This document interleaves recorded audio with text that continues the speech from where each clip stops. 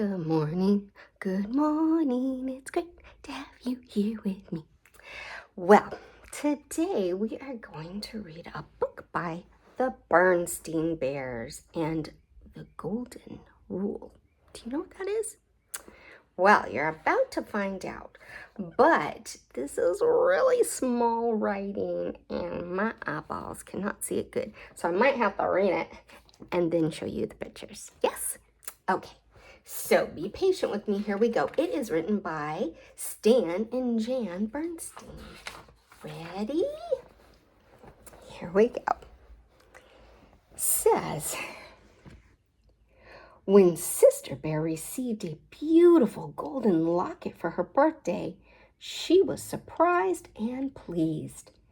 It was shaped like a heart, and it had her name on it. "Happy birthday, dear," said Mama and Papa Bear, giving her a big hug.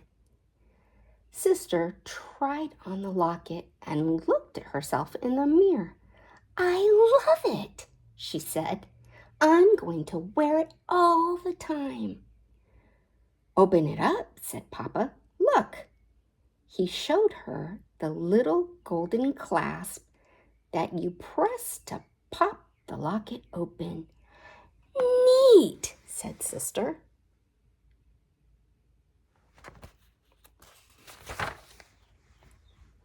She looked inside, expecting to find a picture or a mirror or something, but all that she could see inside the locket were a few simple words. "Do unto others what you would have them do to you." Sister was puzzled. The words seemed familiar, but she wasn't sure why. "What's this?" she asked. "It's the Golden Rule," explained Mama. "What's that?" Sister wondered. Mama's eyes widened. "The Golden Rule is one of the most important rules there is," she explained. "That's why we have always had it hanging up on the wall of our living room." She pointed to the framed sampler above the mantelpiece. Sister gazed up at it in amazement. She had seen that sampler every day of her life. No wonder the words seemed familiar. "Oh," she said, a little embarrassed. "I never really thought about what it said before. What does it mean?"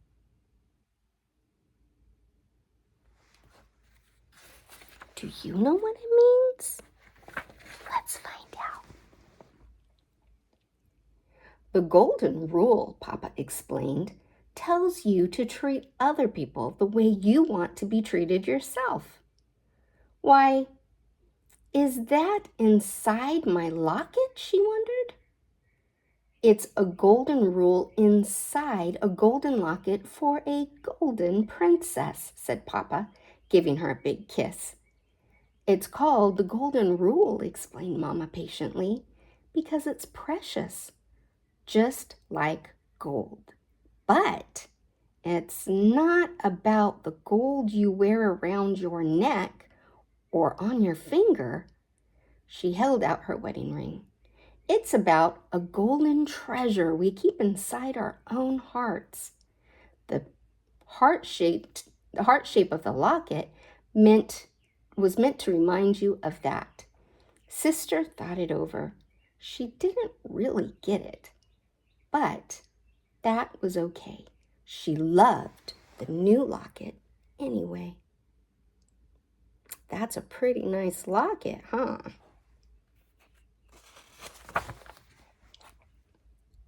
The next day before school, Sister showed off her new treasure to her friends, Lizzie, Millie, Anna, and Linda. They oohed and awed over it in a very satisfying way. "What's all the fuss about?" asked a voice. It was Queenie McBear and her gang. Queenie was older than Sister and a little snooty. When Queenie first came to the neighborhood, she and Sister did not get along at all. Queenie made fun of her and got Sister's friends to join in. That was Sister's first experience with an in crowd, a group that makes itself feel big by making others feel small. You would never be part of that kind of group, right?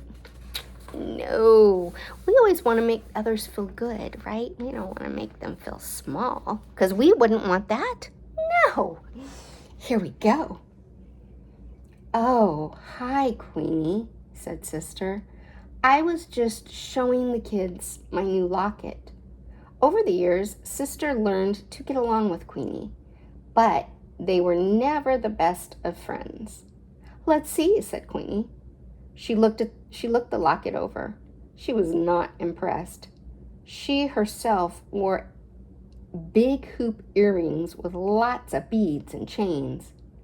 Cute was all she said as she walked away with her friends. Queenie still had her own in crowd. They were a group of older girls who liked hanging out together and acting cool. Mostly, they spent their time painting their nails and giggling about boys. That was okay with Sister. She had her own group of friends to hang out with, but it never occurred to her that this might be any kind of problem until the new girl came to school. Here's the new girl. Say hi, new girl. It's always good to greet people, right? Her name was Susie McGrizzle. Grizzy? I can't see. Oh, Grizzy. Sorry. It seemed like a funny sort of name. For one thing, it had a lot of Z's in it. The new girl herself seemed a little funny too. Her clothes weren't exactly cool, and she wore her hair up in pigtails, which was definitely not the standard Bear Country School style. Besides, she had thick glasses and braces, not the cool kind with lots of different colors like Millie wore, just plain old braces. See, there she is. Let's see what Sister's gonna do. Remember the golden rule, right? Yes. Oh, here we go. On the first day, of course, the new girl didn't know anyone at all. At recess, Sister noticed her standing off by herself in a corner of the playground. She looked sort of sad and lonely. Sister was thinking about going over and introducing herself when Lizzie and Anna came up. Hiya, Sister, said Lizzie. We're getting together a game of hopscotch. Millie and Linda are over there. Come on. Sister began to follow them, but she paused and glanced back to where the new girl was standing all by herself. The new girl looked lonelier than ever. Wait a minute, said Sister. What about that new girl? What's her name? The one over there. Maybe we should invite her to join us. She looks pretty lost and lonely. That's a great idea. Don't you think that's a great idea? Yes. Don't ever let people be left out. Always invite them to be part. The other girls were surprised. Susie Woozy Face? Said Lizzie doubtfully. She has weird clothes, said Anna. And those corny pigtails, said Lizzie. Not to mention those clunky glasses and braces, added Anna. Well, said Sister, discouraged. I just thought. Oh, don't worry about old Susie McWoozy, said Lizzie, taking Sister by the arm. She'll be fine. She'll find some other cubs to play with. Cubs more her type. Come on. Sister allowed herself to be led away to the hopscotch game. She felt a little worried about Susie McWoozy, though she couldn't exactly say why. But she soon forgot all about it while playing hopscotch with her friends.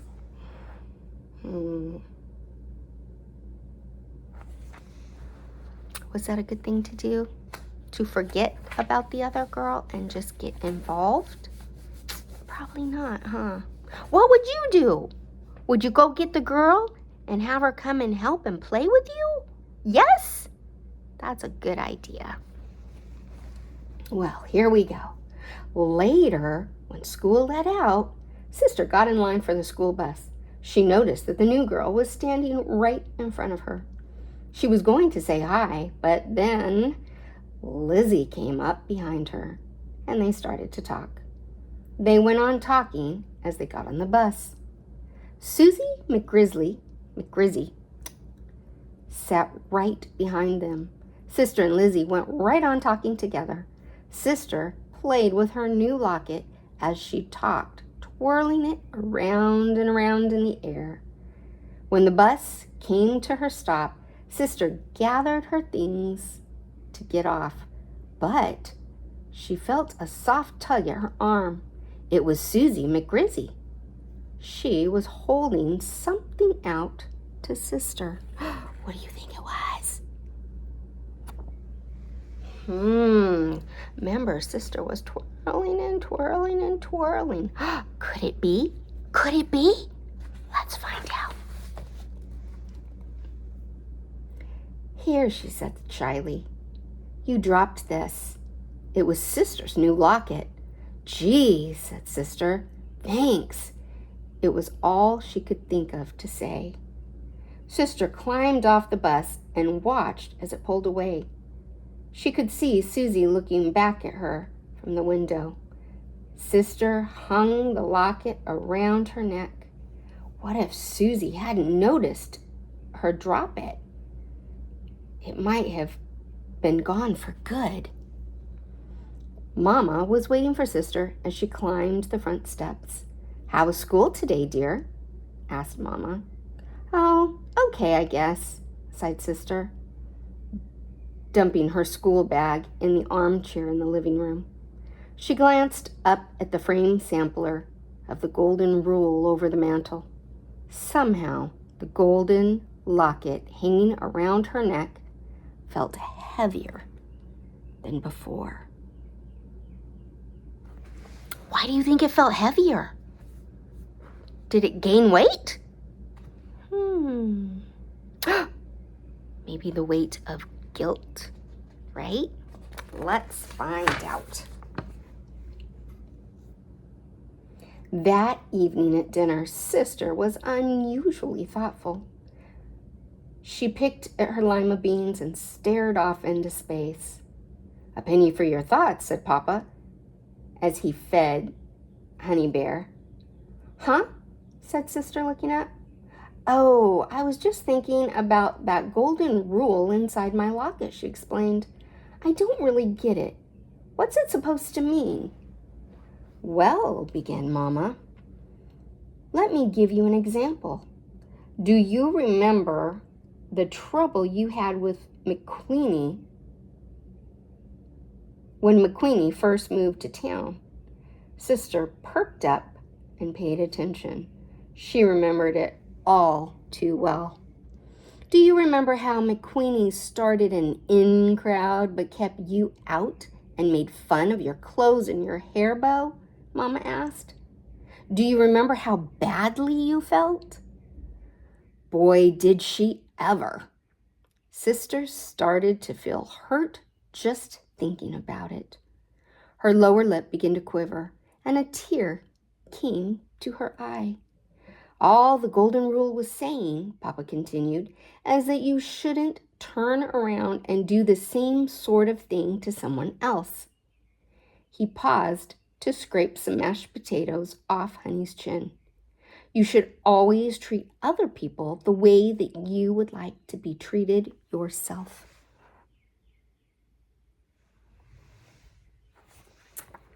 That's a good rule, huh? Yeah.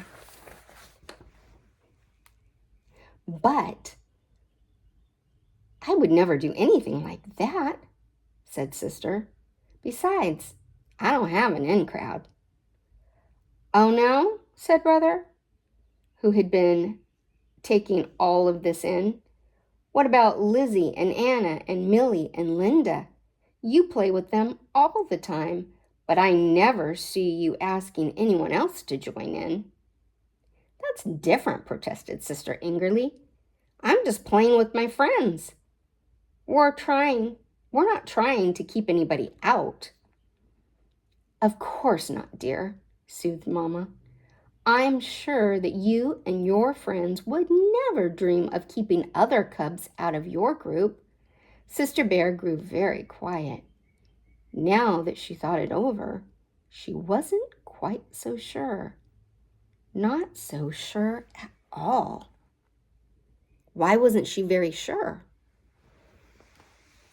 Do you know? Remember what she did earlier with the new girl? She wasn't mean to her, but was she nice to her? Did she treat her the way she would want to be treated if she was in that position? No. So let's see what happens. The next day at recess, as soon as Sister came outside, she looked around the playground for Susie Grizzy. She soon spotted her sitting off by herself under a big oak tree at the edge of the schoolyard and reading a book. Do you see her? Where is she? Can you find her? Say, Susie! Oh, Susie! Oh, there she is. Let's see what happens. Can I even open it? There we go. Susie marched right up to her. Hello. Oh, Sister marched right up to her. I can read. See, I told you my iPhone not great. Anyway, Sister marched right up to her. Hello, Susie, she said brightly. Susie looked up in surprise. Hello, she said shyly. I'm Sister Bear, and my friends and I are going to play some hopscotch, Sister told her. Would you like to join us? Susie's face lit up. Oh, I'd love to, she said with a big, bracy grin. I love hopscotch. Terrific, said Sister. Do you want to see my locket? Sure, said Susie. Okay, said Sister. Come on, I'll show it to you. Over there. Sister took off and Susie chased her, laughing across the playground to the hopscotch square where Lizzie, Millie, Anna, and Linda were waiting. That sounds much better than yesterday, right?